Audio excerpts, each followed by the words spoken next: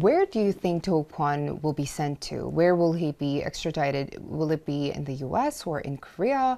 What is the deciding factor in the extradition?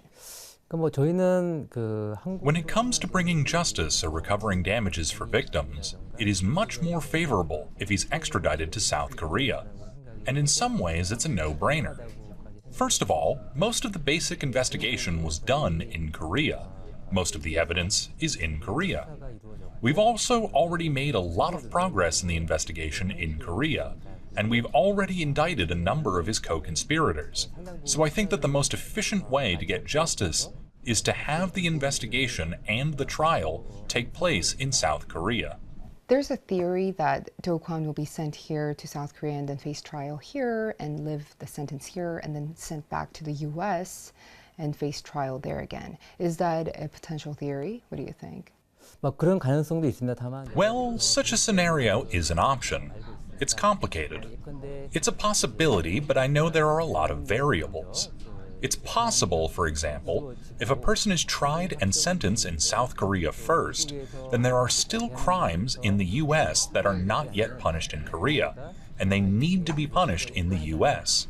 Then they could be extradited to the US and face investigation and trial there, and then have the sentences executed in Korea and the US afterwards. We heard that the Montenegro authorities have began their extradition process for deciding where to send Do Kwon, whether to South Korea or to the US. How long would this take, and what is the process from now? First of all, it means that South Korea has filed an extradition request. It's our understanding that the extradition process can take up to 9 months, depending on how long the suspect has been in custody and so forth. What kind of discussions are you having with the US side? Is there any talks ongoing with the US DOJ or SEC? What are you talking about with them?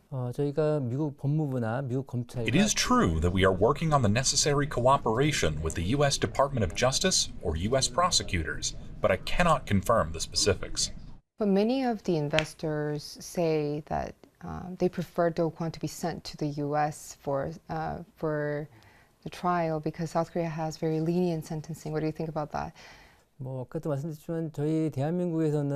It is expected to be the longest sentence ever handed down in South Korea. And as you said earlier, if the sentence in South Korea is not enough, he can be sent to the US and face another trial there and serve additional sentence. So in February, SEC said they were looking for the 10,000 Bitcoin that Do Kwon was carrying around behind his pocket in a USB stick or so on. Do you know where this cold wallet is right now? We can see that it's coming out of the wallet, but we are not aware who might be in possession of the cold wallet or how they're withdrawing it, on what methods. How is the investigation going with Daniel Shin? Is there any more progress on him, and has he been charged with capital markets law? We have already indicted Shin and several other co-conspirators, and I don't know if you've seen the indictment, but it lists Do Kwon as a co-conspirator as well. We have indicted him, but the trial has not yet been scheduled. The trial will soon be scheduled. What happens then? This is the largest financial fraud or financial securities fraud case that has ever happened in South Korea.